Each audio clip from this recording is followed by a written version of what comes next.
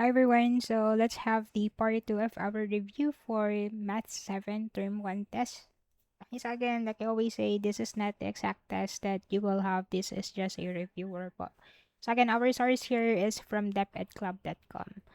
Okay, number 11. You are asked to create correct sale tag for an item with an original price of 800 pesos and a 25% discount. Which tag should you make? Okay, so original price at 800. So let's have the discount. Okay, so for getting the discount po, you just need to multiply the discount rate with the original price. Okay, so again, discount is original price times the discount rate. Okay, so we got 800 times 0.25. Okay, so multiplying that, that is equal to 200 po. Okay, and then for our sale price, you just need to subtract the original price with the discount. Okay, so that will be 800 minus 200, which is equal to 600. Okay, so the discount will be 200, and then the sale price will be 600. Okay, we'll have letter D. Okay, number 12. Anna has a daily allowance of 250 pesos. She prepares this plan. Fare is 60, food 100, school supplies is 50, savings 20, leisure is 40. Which analysis of her financial plan is correct? Okay, meron daw siyang 250 but let's add muna yung kanyang plan. We get 60 plus 100. So we get 160 plus 50. So that will be 210. Plus 20, 230, plus 40, that will be 270. So, lampas dun sa allowance niya. Ang allowance niya po ay 250 lang.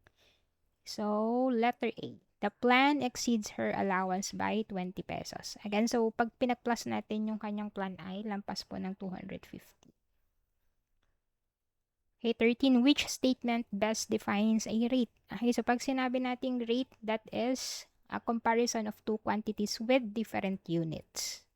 Okay, so it's letter D. It compares two quantities with different units.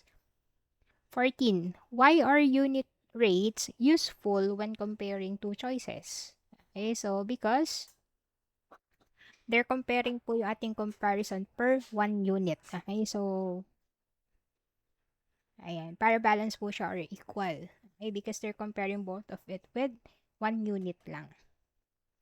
15. A van travels 180 kilometers in 3 hours at a constant rate. What is its speed? Okay, so again, for our speed po, our formula is distance over time. So we get 180 over 3.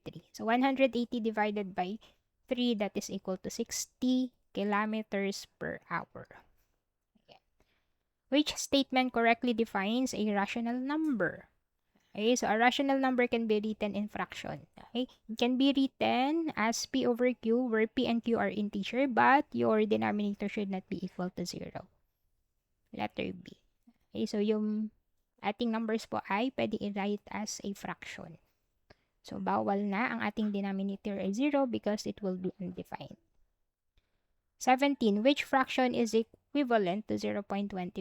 So, again, 0.25, if you're going to write that in fraction, so you write 25, just count how many place value you have on your decimal part 1, 2. You will have that zeros on your denominator, then 1. But make sure you have to simplify it. 1/4. Both numbers can be divided with 25. Ayan. Letter B. Which percentage is equivalent to 3/5? Okay, so kapag nag-change tayo ng fraction into percentage, okay, so again, yung ating percentage po ay per 100. So if you can multiply your denominator to any number to make it into 100, ayan, for example, 5 can be multiplied to 20, so that it will be 100. Whatever you multiply on your denominator, i-multiply nyo lang din dito. Ayan, 3 times 20, that will be 60. So this one is 60%. Okay, so another way po is by dividing. Pwede nyo din siyang i-divide. 3 divided by 5. So, we got 0.6. Ayan, 0.6. And then, yung ating decimal, gagawin nyo siyang percentage. Pag naggagawa tayong percentage, 2 decimal place going to the right. 1, 2. Ayan, same lang po yan.